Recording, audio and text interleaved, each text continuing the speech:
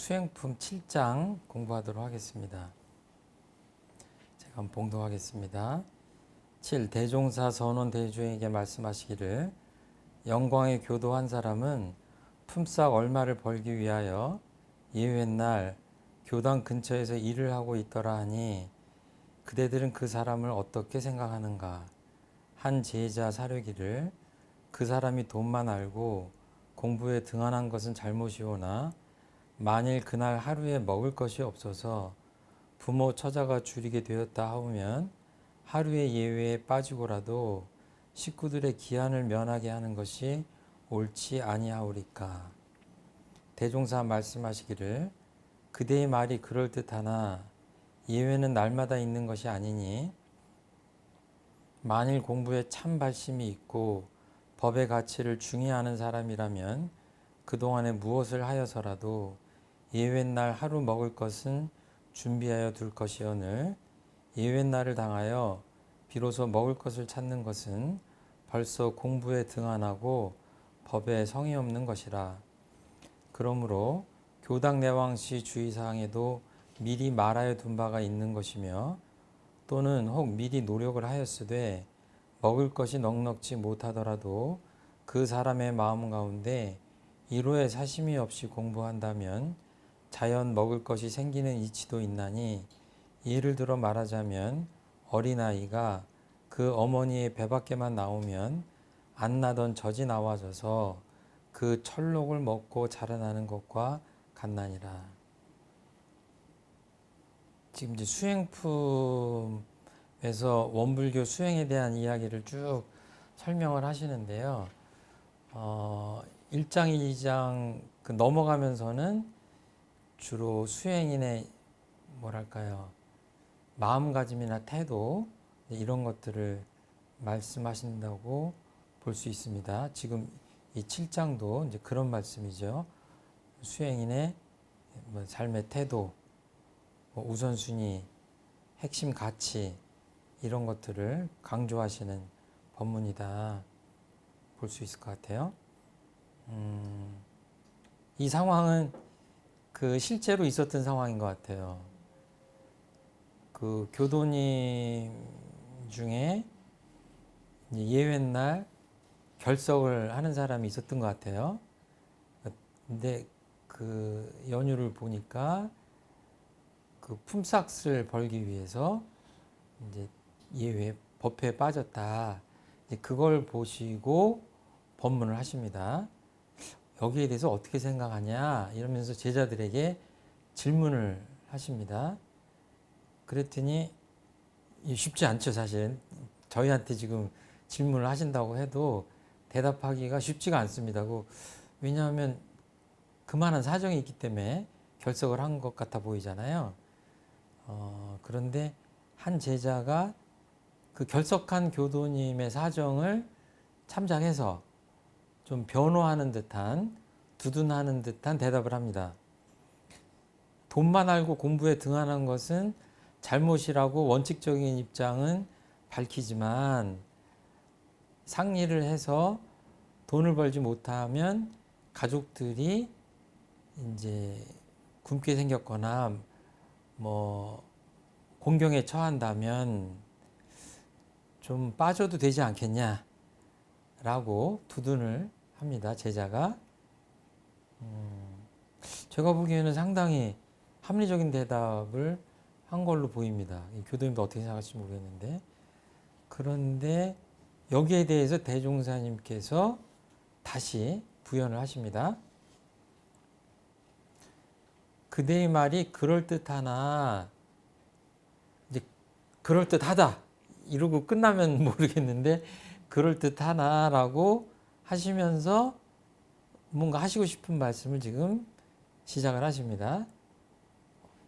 예외는 날마다 있는 것이 아니다. 이제 이 당시는 대개 열흘에 한 번 예외를 받습니다. 그러니까 6일, 16일, 26일. 그래서 361 법회라고 하는데 그게 옛날에는 날짜를 그렇게 열흘 단위로 계산하는 그 관행이 있었던 것 같아요. 예.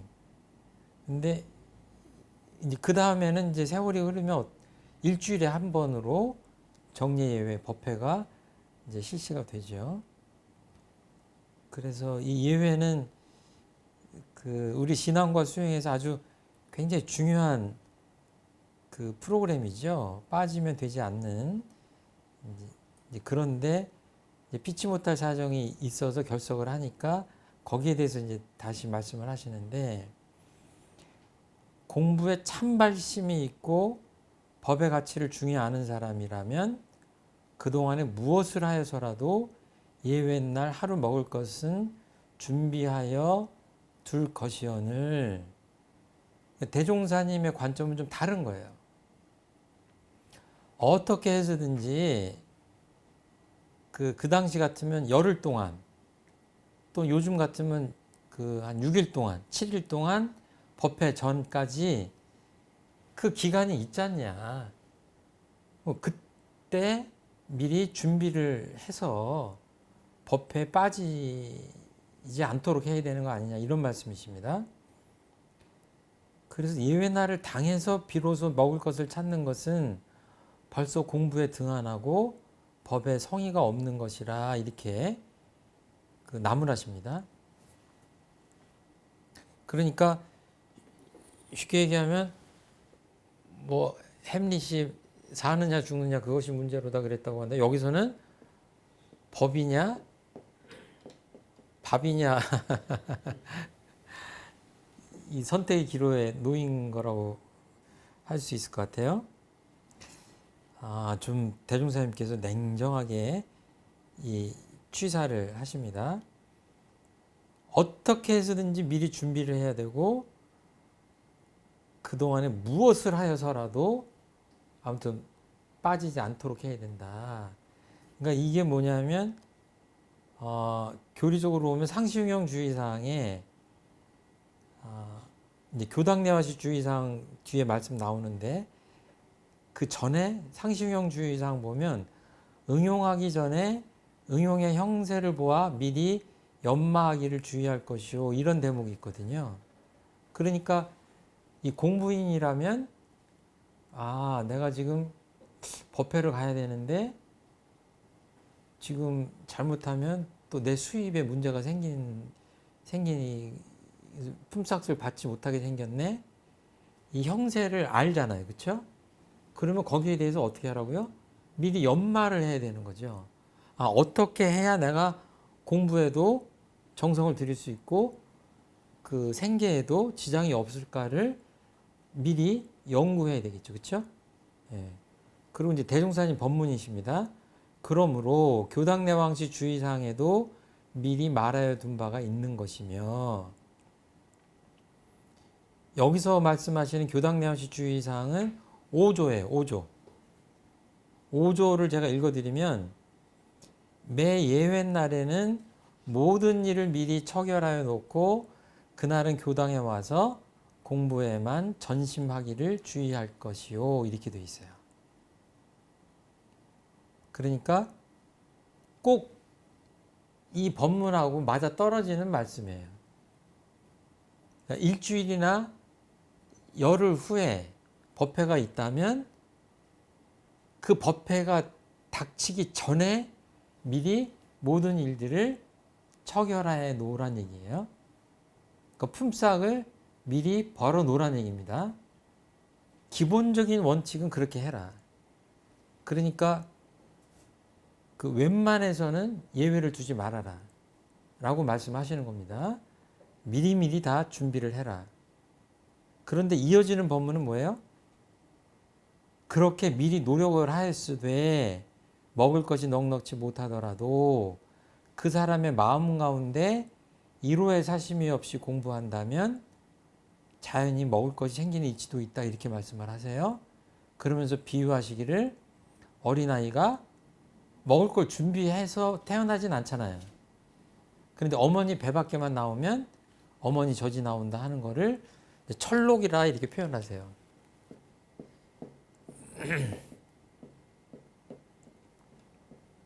이거는 이렇게 뭐 녹봉을 받는다 이러면서 이렇게 복이나 뭐 봉급이나 이런 거를 뜻하는 거죠. 국가의 녹을 받는 사람이 어찌 그럴 수가 있느냐 뭐 이런 얘기할 때 그 녹입니다. 교도님도 생각하시기 어떠세요? 그 좀 너무 신비로운 말씀 같지 않습니까? 1호에 사심 없이 공부하면 철록을 받을 수도 있다. 좀 비합리적인 느낌이 안 드시나요? 그런데 대종사님이 그런 거 아주 싫어하시죠. 비합리적이고 인과의 이치에 안 맞는 신비로운 얘기 굉장히 안 좋아하시잖아요. 그 인과의 이치를 늘 첫 번째로 꼽으시는 대종사님이 이 말씀을 하실 때는 뭔가 뜻이 있기 때문에 그렇지 않을까 이렇게 생각이 됩니다. 그러니까 일단은 뭐예요? 최선을 다해서 미리 준비하는 삶의 태도를 가져야 됩니다. 그것이 주예요. 그거를 소홀히 생각하시면 안 됩니다. 미리미리. 그러니까 그 법에 대해서 소홀히 하지 않아야 됩니다. 그것이 첫 번째고, 예외적으로 그런데도 힘이 드는 경우에, 그런 경우에도 1호의 사심이 없이, 이 호자는 1호 그러면은 이게 털끝 호자예요. 털끝. 그러니까 털끝만한 사심도 없이 공부한다면 이런 표현이에요. 이러기가 쉽지 않죠. 아주 지공무사하게 공부하면 이런 뜻이거든요. 그러면 철록을 먹고 아이가 자라는 것과 같이 먹을 것이 생기는 이치가 있다 이렇게 말씀하시는 거예요. 이게 묘하게요. 이 비슷하게 생각나는 그 예수님 말씀이 있는데, 사람은 빵만으로 사는 게 아니다. 이런 말씀을 예수님이 하시죠. 근데 이 맥락을 보면 그 광야에서 40일 동안 이렇게 금식을 하신 거예요. 금식 기도를 하신 거예요. 예수님이 40일 동안이 아니라 한 열흘이라도 금식해 보셨습니까? 저는 한 3일은 해본 것 같아요. 그런데 그냥 속되게 표현하면 죽겠더라고요.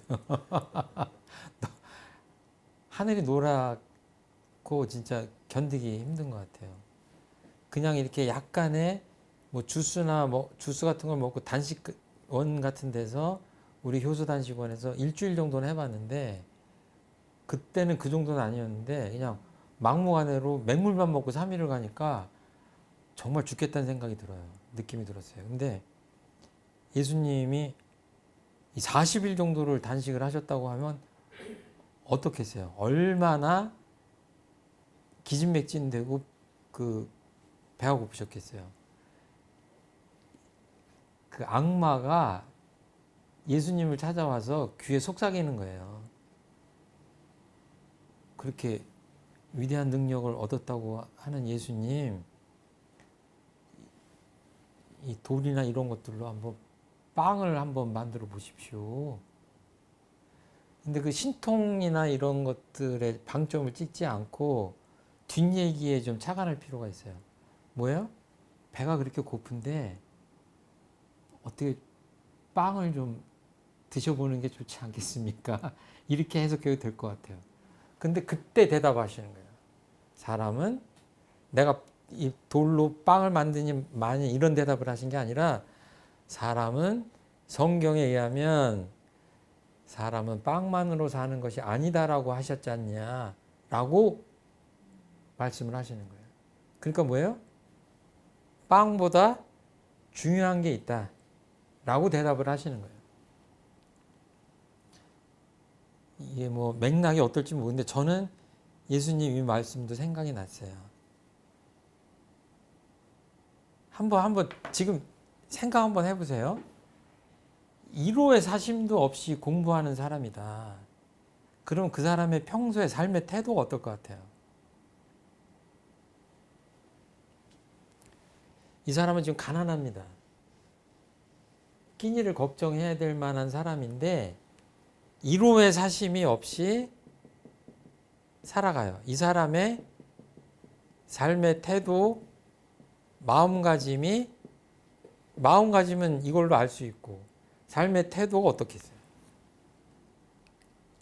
보통 사람과는 다를 것이다. 쉽게 생각할 수 있겠죠. 그렇죠? 제가 보기에는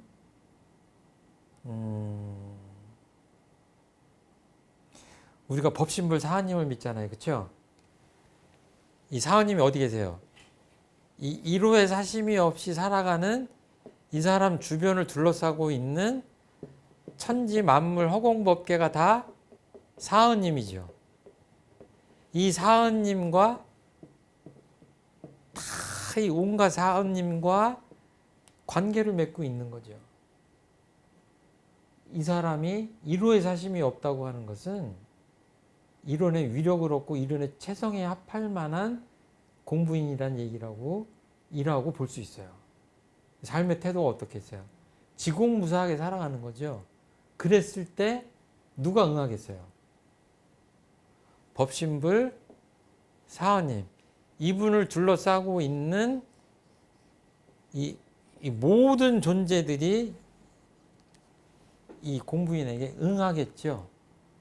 그렇게 본다면 이 법문을 해석하는데 좀 힌트가 되지 않을까. 대종사님께서 그걸 여백으로 우리에게 해석의 여지를 남겨두셨지만 제가 보기에는 이 정도만 생각을 해도 이분이 천록을 받을 수 있는 그런 사람이지 않을까 이렇게 생각을 합니다. 제가요 교화를 하다가 정말 이렇게 마음이 가는 교도님이 계셨는데 열심히 다니시다가 못 나오시는 거예요. 그분 직업이 뭐냐면 식당 하시는 거예요. 근데 식당을 하면 어떤 일이 생기냐면 그냥 일요일 날 문을 닫고 한두 끼 좀 거르고 이렇게 영업을 할 수도 있는데 주변에서 공사가 있거나 그러면 근데 시골이었는데 공사 현장의 인부들이 밥을 대놓고 먹습니다. 식당에. 그럼 어때요? 법회에 올 수가 없는 거예요. 그 교도님이 식당을 문을 닫고 법회에 참석하시면 어때요? 그 인부들이 굶잖아요. 그래서 이거를 영업을 하시느라고 계속 결석을 하실 수밖에 없는 거예요. 자, 내가 그 교도님 입장이다. 그럼 어떻게 하시겠어요? 결정이 쉽지 않죠. 그리고 일요일 날 매상이 100만 원, 200만 원 나온다. 그런데도 예외에 빠지지 않고 나오실 수 있을까? 자, 제가 아까 일부러 예수님 말씀도 좀 드렸는데 좀 바꿔서 생각해 볼게요. 기독교의 안식일이라고 있죠. 6일 동안 신께서 천지를 창조하시고 일곱째 되는 날 쉬신 거예요. 하느님도 쉬신 거예요. 그래서 유대교 전통이 뭐예요? 안식일 날은 아무것도 안 하는 거예요. 생업도 안 해요. 쉬어야 되는 날이에요. 의무적으로. 어떻게 보면은 그래서 지금 현대인들도 일요일을 하루 쉬는 거죠. 지금 주 5일 근무제 하지만 아마 그런 전통이 없었다면 한국 사람들은 아마 과로사 한 사람 많을 거예요. 아마. 일요일도 없이 일하다가. 기독교인들이라고 생각한다면 일요일 날 식당 문을 열면 100만 원, 200만 원을 번다. 웬만큼 신심 있는 기독교인들 같으면 어떻게 하겠어요? 교회 다니시는 분한테 물어보세요. 일요일날 영업하시냐고. 영업 쉬십니다. 길에 지나가면서 보세요. 편말에 문을 닫습니다. 주일은 쉽니다. 이렇게 써 있잖아요. 그때 주일이라고 하는 표현은 주인 주자 주일입니다. 일주일 할 때 주자가 아니라 주님의 날이라는 표현이에요. 어떻게 보면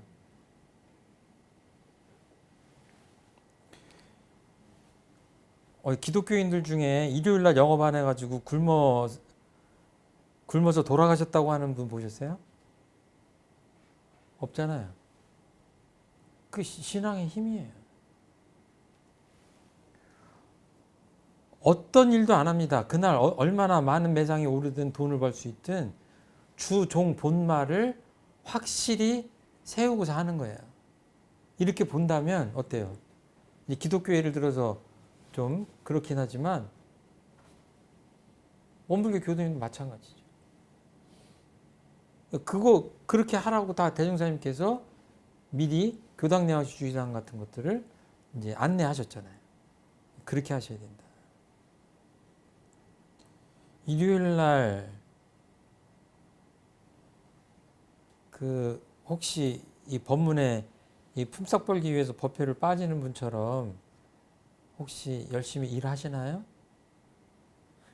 잘 쉬시고 일요일 날 공부에만 전념하십니까?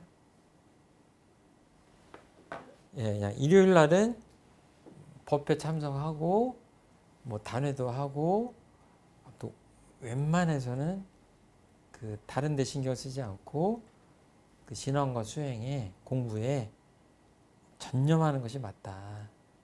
이렇게 삶의 태도를 아예 그냥 딱 입장을 세우시는 게 좋을 것 같아요. 아까 1호의 사심이 없이 살면 공부하면 철록을 받는다고 했는데 어떠세요? 교도님들은 그 철록을 받으시는 것 같아요? 그럼 철록을 못 받으신다면 철록을 못 받는 이유는 뭘까도 생각해 보셨어요? 한번 생각해 보셨으면 좋겠어요. 지금 저희가 공부한 게 7장이죠?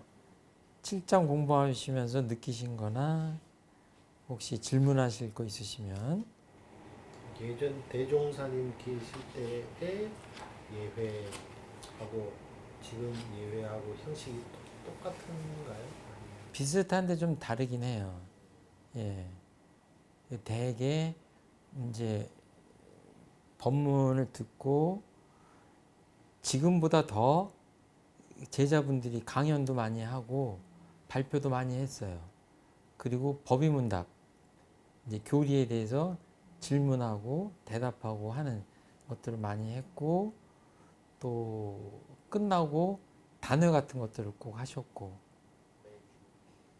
좀 나중에 달라지긴 했지만 초기에 보면 좀 단회를 정확히 기억이 안 나는데 아무튼 자주 했습니다. 그게 이제 이어졌어요. 그래서 단회를 하면서 밥을 먹을 거를 아껴서 칼국수를 해 먹고 돈을 아낀다든지 이렇게 해서 사업에 자본으로 삼고 이런 것들이 쭉 이렇게 이어지죠. 예. 큰 틀에서는 크게 달라지진 않았지만 세세하게 보면 제가 말씀드린 그런 부분들이 좀 차이는 있습니다. 그러니까 요즘처럼 그렇게 아주 짧게 하는 데는 1시간 남짓하는 법회도 있는데 그냥 끝나자마자 바로 가고 그런 풍경은 예전 풍경하고 달라진 겁니다. 그러니까 설교 중심으로 설교를 듣고 돌아가고 이런 거보다는 사뭇 다른, 그러니까 뭐랄까요, 주고받는 게 많은 거죠. 제자들이 발표도 많이 하고 감각감상 발표 같은 거, 강연 같은 거 이런 거를 그러니까 그때 100년 전에 그걸 했으니까 남녀도 유별하고 단상 앞에 여자가 서는 것도 막 힘들고 그럴 텐데 그런 것들을 늘 시키시고 그렇게 해서 그 일종의 훈련이죠. 이제 그런 것들 그리고 또 뭐 의두 요목 같은 것도 새기게 하고 그런 굉장히 다양한 프로그램들로 좀 더 많이 진행이 돼 있으니까 시간도 훨씬 길 수밖에 없었다. 그때 농경사회니까 좀 한가하고 지금 뭐 산업사회니까 정보화 사회니까 더 바쁘고 이렇게 말할 수도 있지만 그거는 뭐 생각하기 나름이다. 어떻게 보면 농사 질 때가 더 바쁠 때도 있는 거고 뭐 그런데도 그 공부에 아주 전심전력하는 그런 모습들을 보여주셨다 이렇게 할 수 있죠. 제가 열심히 다닌 지가 한 2년 정도 됐으니까 예. 뭐 좀 해보니까 단해가 되게 좋다는 게 느껴지더라고요. 예. 도반들하고 이렇게 그런 감각감을 그렇죠. 항상 예. 공유하고 예. 이제 제가 그거에 대해서 이렇게 뭐 답을 얻어갈 때도 꽤 많은 것 같고 그렇죠. 네, 그런 게 되게 좋은 예. 시간이라는 생각이 들어가지고 한 달에 한 번 저희 예. 단회하니까 그때 좀 기다려지기도 하고 예. 그래서 좋은 단장님이 상당한 실력들을 되게 갖고 네. 계시기 때문에 질문하고 하면 웬만한 뭐 대답을 다 해주시고 또 뭐 상담이나 고민 같은 것도 교화단 통해서 할 수가 있고 그러니까 오히려 훨씬 그 원불교에서 그 일요일 날 대응하기가 쉽다고 할 수 있어요. 하루 온종일을 다 의무적으로 쉬어야 된다 하는 게 아니기 때문에 그 정도라면 미리미리 준비하고 처결하고 한다면 충분히 이 공부 시간을 할애할 수 있지 않을까 이렇게 생각을 합니다. 대종사님 굉장히 합리적인 분이세요.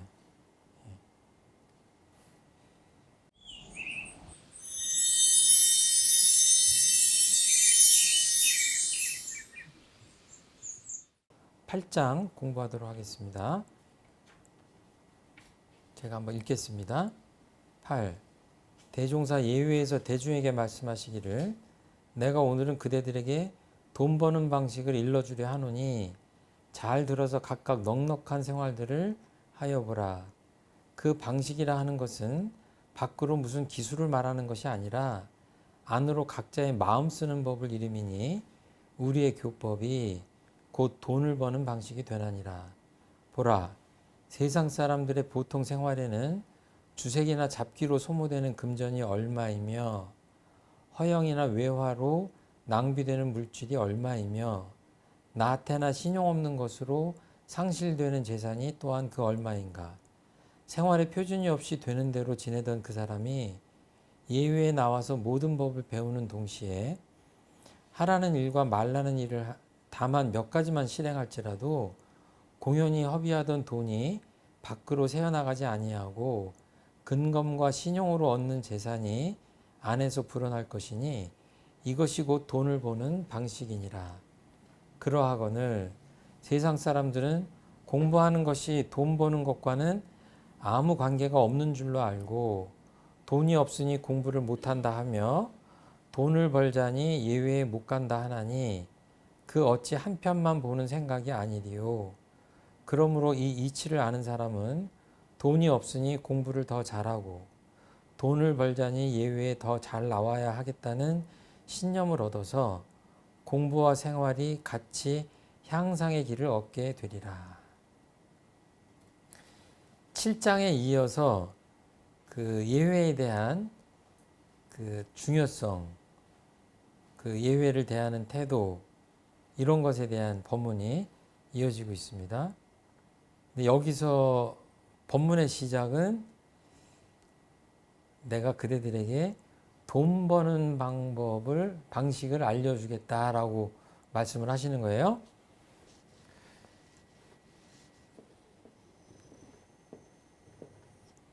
사실은 뭐니 해도 머니가 최고라고 우리 자본주의 사회에 살면서 돈 버는 방법이라고 하면 정말 이 잠이 확 달아나는 그런 주제인 것 같아요. 대종사님께서도 이 돈에 대한 법문을 여러 번 해주셨는데 걱정도 많이 하시죠. 다른 법문에 보면 돈의 병 이런 표현 하셨잖아요. 그렇죠? 앞에서.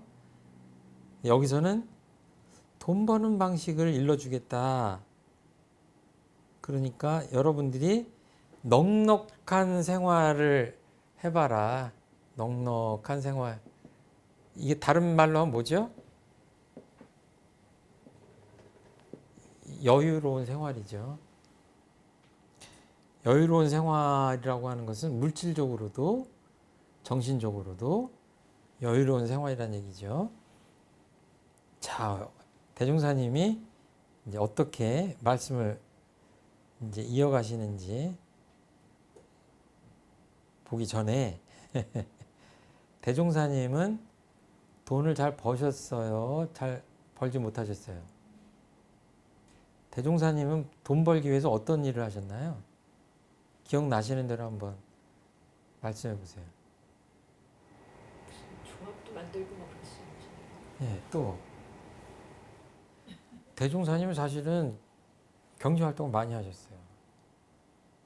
그 가정 대각을 이루시기 전까지는 구도를 하시느라고 본격적으로 못 하셨지만 우리 회상을 만드시기 위해서 여러 가지 일들을 하셨는데 그것들이 경제, 쉽게 말하면 돈을 버는 것과 직결된 그 일들이 많았어요. 숫장사, 엿장사. 예, 숫장사, 엿장사, 논농사 하시고 다 하셨잖아요. 그리고 맨 처음에 시작하실 때 개척 그 방언공사 하실 때 어떻게 하셨어요?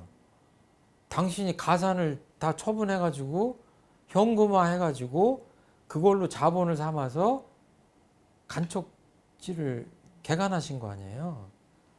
그 금방은 그게 회수가 안 됐어도 성공하셨어요, 안 하셨어요? 성공하신 거잖아요. 지금도 거기서 쌀이 나오잖아요. 그리고 그 무슨 숫장사, 뭐 엿장사, 또 뭐 간척 사업 또는 뭐 다른 사람의 돈을 그 이렇게 빌려서 하는 그런 이런 것들을 다 그런 것들 다 생략하고 그런 것 아니고 아주 크게 이렇게 생각한다면 어떤 얘기를 할 수 있냐면 지금 우리가 이렇게 살고 있는 원불교라는 회상을 놓고 본다면 대종사님이 시작하실 때 원불교 교단의 크기가 얼마나 했어요? 원래는 없었고 처음 시작할 때는 그냥 집 한 칸도 없는 집 한 칸 만들고 없는 땅을 그냥 바다를 막아서 땅을 만들고 그렇게 해서 시작을 하셨잖아요. 근데 지금 우리 교단의 크기는 얼마나요? 국내에만 뭐 500개, 600개, 기관도 100개 이상, 해외도 거의 100개 이상의 기관, 교당이 있잖아요. 이런 것들을 환산하면 어때요? 대종사님 시작했을 때는 굉장히 이소성대로 시작하셨지만 성공하셨죠. 엄청나게 성공하셨죠. 제가 최정품 교무가 교무를 하면서 준 재벌 정도 되는 돈을 벌었다 그러면 아마 청소년 교화가 더 잘 될 수 있을 것 같기도 해요. 근데 이제 그렇게는 못했고 또 교무라는 직업이 돈을 버는 직업은 아니기 때문에 그렇게 할 수는 없는데 아무튼 대종사님 방식의 돈 버는 방식은 뭐냐? 첫 번째 뭐라고 하셨죠? 핵심이 안으로 각자의 마음 쓰는 법. 이거를 돈 버는 방식으로 손꼽으신 거예요. 마음 쓰는 법을 뭐라고 그러죠? 자, 마음 쓰는 법. 다른 말로 용심법 이러죠. 그렇죠? 원불교는 뭐 하는 곳이다? 마음을 잘 쓰는 법을 가르치고 배우는 곳이다. 이렇게 말씀하셨죠. 그런데 이것이 돈을 버는데도 가장 기본이 되는 법이다. 이렇게 말씀하시는 거예요. 어디 도시를 걷다가요. 유흥가 같은 데를 한번 걸어보시면 저녁에 보면 어때요? 그 네온 사인이나 그 간판들이 어마어마하게 화려하죠. 저는 사실은 뭐 옛날에 출가 전에 대학을 다닐 때 원불교 들어오기 전에 그때 뭐 학생들이랑 뭐 술을 먹고 했던 경험은 있지만 그렇게 본격적으로 이렇게 유흥가를 가보고 그러진 않았어요. 근데 교문을 해버리니까 그 세계를 더 알 수가 없죠. 근데 제가 이렇게 유흥가 같은 데를 지나다니면서 이렇게 보면 어떤 느낌이 드냐면, 야, 조금 다른 말로 하면 이 향락 사업의 규모가 어마어마하구나. 그리고 뉴스 같은 거 보면 그런 데서 이렇게 뭐 술을 먹고 그러면은 뭐 한 테이블에 막 기본이 몇백만 원 이런 얘기를 들어보면, 야, 내가 모르는 세상이 있구나. 정말 놀라게 돼요. SNS 같은 거 보면 요새 청년들, 그 젊은 세대들이 어때요? 거기서 이렇게 명품 같은 거 소비하고 멋진 소비를 하는 것들을 자랑한다고 하잖아요. 근데 그 보는 사람들이 나도 저랬으면 하고 부러운 마음에 다른 사람의 SNS를 보지만 보면 볼수록 상실감이 커진다고 그러잖아요. 그냥 쉽게 말씀드릴게요. 원불교에 들어오면 보통급 뭐 이러면 벌써 술 마시는 게 어때요? 술 마시라고 그래요? 마시지 말라고 그래요? 연고 없이 술 마시지 말라고 그러죠. 유흥가 갈 일이 있어요, 없어요? 기본적으로 없는 거예요. 예를 들어서 한 상에 몇백만 원짜리, 500만 원짜리, 600만 원짜리 그 술상을 받아놓고 만약에 거기 가서 술을 안 먹는다고 해봐요. 그 자리에 안 끼는 게 맞죠. 계문 하나만 지켜도 아주 뭐 심오한 마음 공부를 얘기하지 않아도 보통급 식계문에 연고 없이 술 먹지 말라는 계문 하나만 지켜도 뭐예요? 그 유흥가는 나하고 별 상관이 없는 화려한 거리가 되는 겁니다. 자, 그렇게 비싼 술을 먹는 것들이 다 개인 돈인지 법인카드인지 공금인지는 제가 알 수가 없어요. 말씀드리지 않겠습니다. 그렇지만 아무튼 그런 유흥을 위해서 술값이 나갈 일은 있다 없다? 사라졌다. 담배를 펴야 돼요, 말아야 돼요? 이것도 보통급에 있죠? 피지 말아야 합니다. 담배를 끊어야 돼요. 원불교 교도를 하려면. 자, 제가 퀴즈 하나 드릴게요. 담배값이 요즘 얼마 하죠? 옛날에 담배값 모르면 간첩이라고 그랬는데 교무들은 간첩 소리 들을 수 있어요. 담배 살 일이 없으니까. 4,500원에서 5,000원 한다고 그래요. 담배 두 갑 하면 밥 한 끼입니다. 그러니까 대종사님께서 이미 서품에서 우리 공부했지만 구인 제자들하고 우리 회상을 만들 때 뭐 하셨어요? 처음에 금주 금연했죠. 그 돈을 아껴서 원불교라는 회상을 만드시는데 기초 자금으로 쓰신 거예요. 제가 자세하게 말씀 안 드려도 알겠죠. 낭비하고 개인적으로 흥청망청 쓰고 하는 거를 그냥 개인적으로 복을 감하는 일이다 이렇게 그냥 봐도 되는데, 조금 키워서 말씀드리면 예를 들어서 음식물 쓰레기가 지금 얼마나 나오는지 아세요? 이것도 제가 찾아봤어요. 전 세계적으로 생산되는 식량의 30%가 음식물 쓰레기로 나간대요. 엄청난 거죠. 만약에 그거를 잘 아껴서 배분만 잘하면 어때요? 가난한 나라에서 기아로 죽어가는 어린이들을 살릴 수 있겠죠. 그러니까 그냥 술 한 잔, 담배 한 개 피, 그냥 음식물을 낭비하는 건 이런 것들이 뭐예요? 다 작은 일이 아닌 거죠. 하물며 제가 지금 술, 담배 얘기밖에 안 했는데 원불교인들이 지켜야 되는 30계문을 지키고 솔성요론을 지키고 기본적으로 감사보훈할 줄 알고 사막 공부하고 이렇게 해서 마음가짐과 삶의 태도를 바꾼다고 한다면 그것만으로도 엄청나게 경제적 이익을 얻을 수가 있다.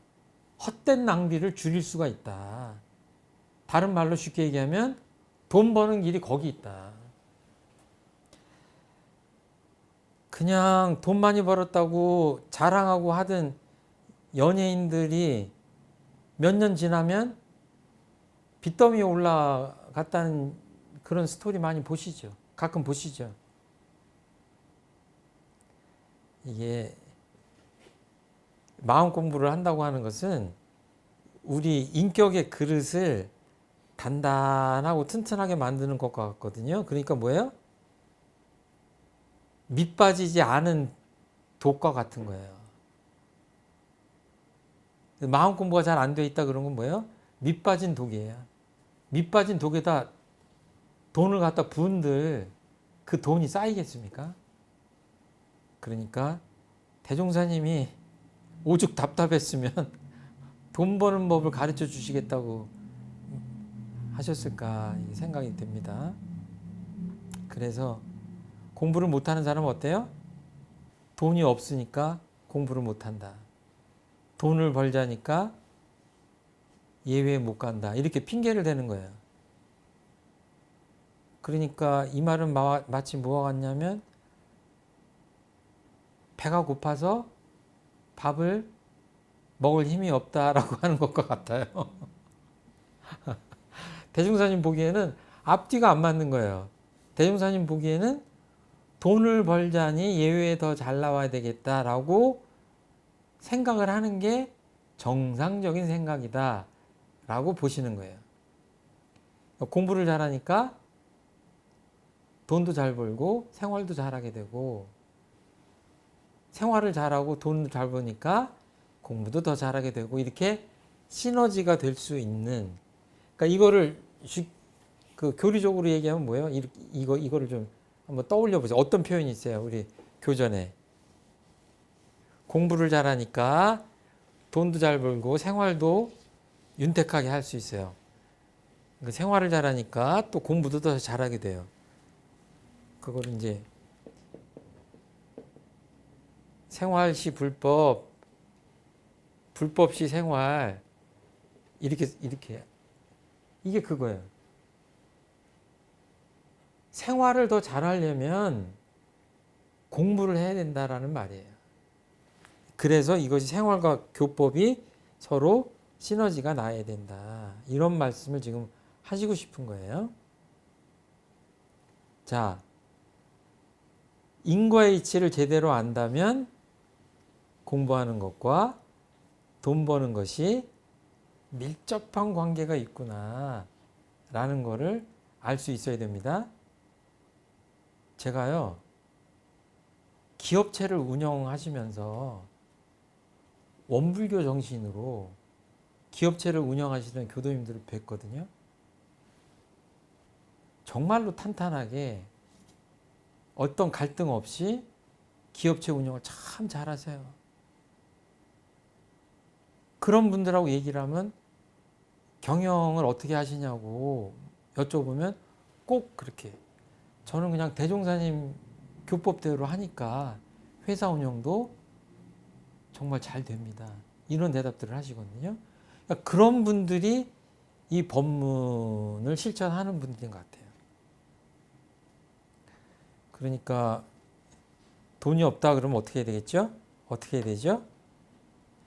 마음 공부를 더 열심히 해야 되겠다 이렇게 생각을 하고 예외에 더 잘 나와야 되겠다 해야 대종사님 법문을 실천하는 게 되겠죠.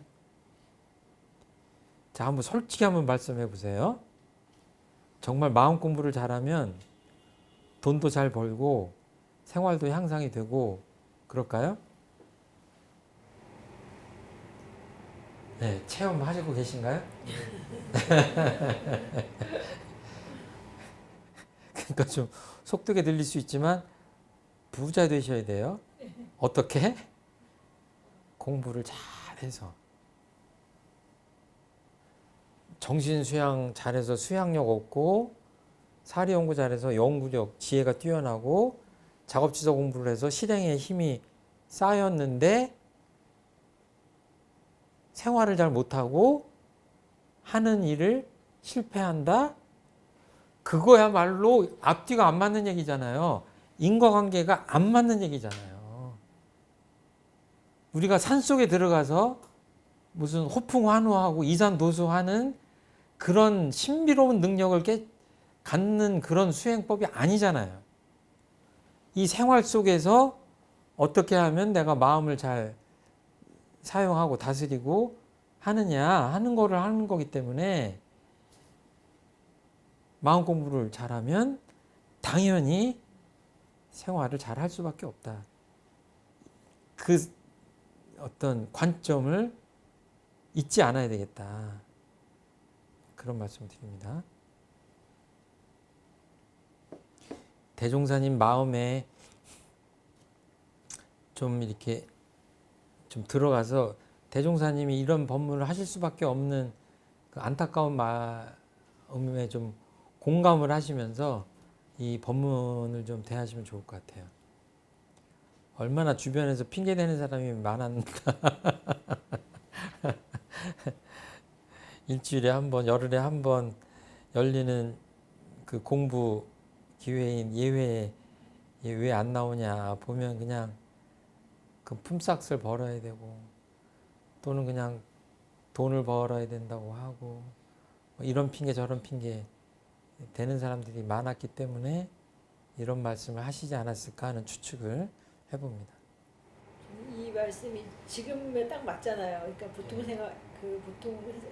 생각 사람들이 주색이나 잡기로 소모되는 금전이 많고 허영이나 외화로 낭비되는 물질이 많다는 게 지금 딱 맞는 말인데 그렇죠. 어떻게 그 옛날에 이랬을까 싶은 게 약간 좀 그때나 이때나 네, 그런 사람 살아가는 게 같은 거죠. 아이고 예전에도 보면 그 양반집 자식들이 주색 잡기에 빠지고 도박에 빠져가지고 패가 망신하고 하는 일들이 얼마나 많았어요. 초기 교수에 보면 적나라하게 또 다른 법문도 많이 있어요. 옛날 소설들 보면 뭐 그런 주제들의 그 소설도 많죠. 예. 옛날이 문제가 아니라 미래에도 마찬가지입니다. 사람이 그 유혹에 약한 동물이라 돈을 떼돈을 벌으려고 그렇게 할 게 아니라 마음 공부를 통해서 낭비나 이런 것들을 이렇게 막는 그런 것들이 굉장히 중요한 거죠. 기본적인 거죠. 그리고 여기 이제 조금 제가 좀 생략한 부분이 있는데 이 법문에 어떤 표현이 있냐면 이 생활의 표준 이런 표현이 나와요. 생활의 표준.